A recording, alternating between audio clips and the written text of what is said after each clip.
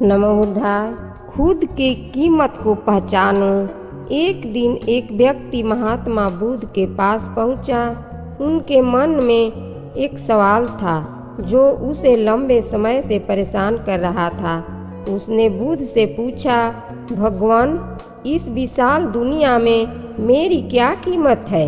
मैं कितना महत्वपूर्ण हूँ? बुद्ध मुस्कुराए। उन्होंने कुछ नहीं कहा, बस पास पड़े एक चमकीले पत्थर को उठाया और उसे व्यक्ति के हाथ में देते हुए बोले, इस पत्थर को लेकर बाजार जाओ और इसकी कीमत पता करके आओ। ध्यान रहे, इसे बेचना मत, बस कीमत पूछकर आना।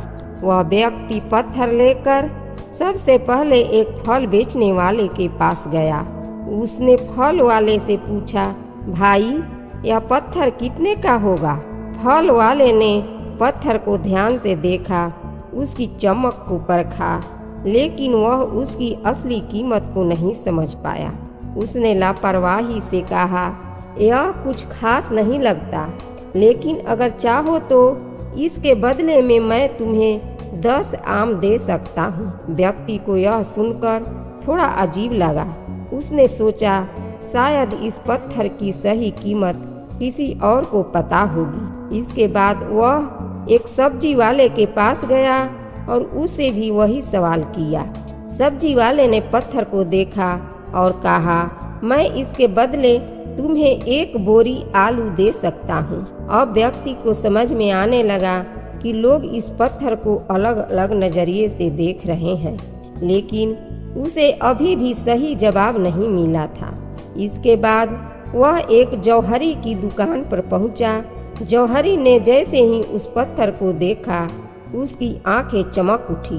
उसने पत्थर को ध्यान से परखा और बड़ी विनम्रता के साथ कहा, अगर तुम यह पत्थर मुझे बेचोगे तो मैं तुम्हें 10,000 रुपये दूंगा।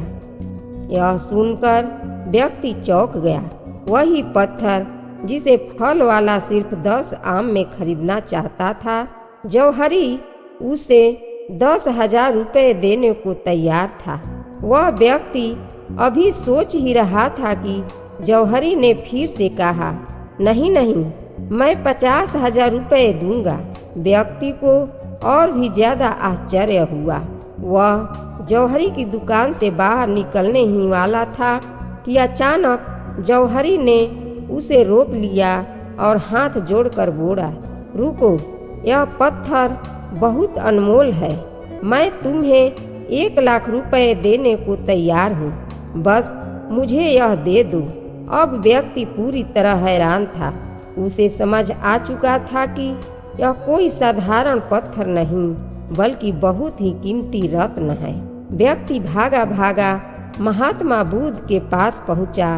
उसने पूरी घटना सुनाई और फिर पूछा, भगवान, यह सब क्या है? बुद्ध शांत स्वर में मुस्कुराए और बोले, देखो, फल वाले ने इस पत्थर की कीमत सिर्फ 10 आम लगाई। सब्जी वाले ने इसे 1 बोरी आलू के बराबर समझा, लेकिन जौहरी ने इसे लाखों में खरीदने को तैयार था। क्यों? वह व्यक्ति चुपचाप बुद्ध की ओर देखता रहा। महात्मा बुद्ध ने आगे कहे, क्योंकि हर किसी ने इस पत्थर को अपनी समझ और ज्ञान के अनुसार परखा। फल वाले और सब्जी वाले के लिए यह सिर्फ एक चमकीला पत्थर था, लेकिन जौहरी, जो असली हीरे रत्न की पहचान रखता था, उसने इसकी असली कीमत समझी। फिर बुद्ध ने उसकी आंखों में देखते हुए कहा, ठीक वैसे ही इस दुनिया में हर इंसान अनमोल है, लेकिन लोग तुम्हारी कीमत उसी हिसाब से तय करेंगे जितनी उनकी समझ और नजरें हैं। कोई तुम्हें साधारण समझेगा तो कोई तुम्हें अनमोल मानेगा, लेकिन सबसे जरूरी यह है कि तुम खुद अपनी असली कीमत पहचानो। व्यक्ति की आंखें खुल गई। उसे अपने सवाल का जवाब मिल चुका था।